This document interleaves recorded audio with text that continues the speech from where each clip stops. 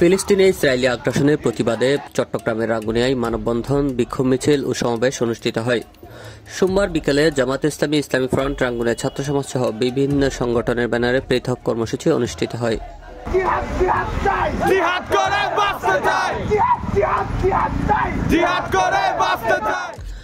বাংলাদেশ জামাত ইসলামী রাঙ্গুনিয়া উপজেলার উদ্যোগে বিক্ষোভ মিছিল ও সমাবেশ মাওলানা আলমগীর হোসেনের কোরআন তেলাওয়াতের মধ্য দিয়ে শুরু হয়।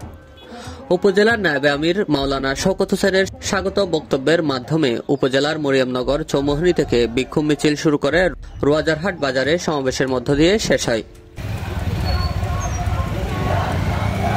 এতে প্রধান অতিথির বক্তব্য দেন উপজেলা জামাতের আমির মাওলানা হাসান মুরাদ। বক্তব্য দেন ছাত্র শিবির রাঙ্গুনিয়া অঞ্চলের পরিচালক ওয়াহিদুল ইসলাম সহ আরো অনেকেই।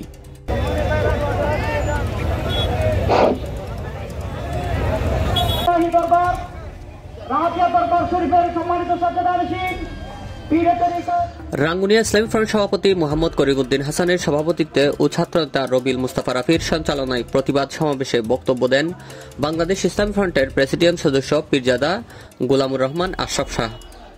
সংহতি প্রকাশ করে বক্তব্য রাখেন বিএনপির চট্টগ্রাম উত্তর জেলা নেতা মোহাম্মদ আজম খান।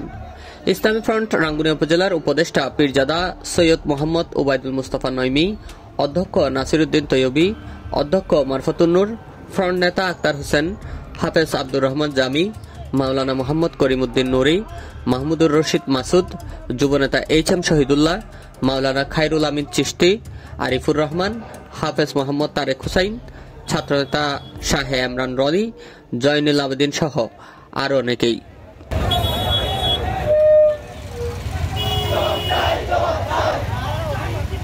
এদিকে রাঙ্গুনিয়ার ছাত্র সমাজের উদ্যোগে বিক্ষোভ মিছিল ও প্রতিবাদ সমাবেশ অনুষ্ঠিত হয়।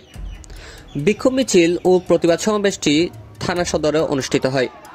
এতে বক্তব্য দেন ছাত্র প্রতিনিধি রিদওয়ান কাদের, জিয়াউর রহমান সহ রাঙ্গুনিয়ার বিভিন্ন স্কুল কলেজের ছাত্রছাত্রীরা।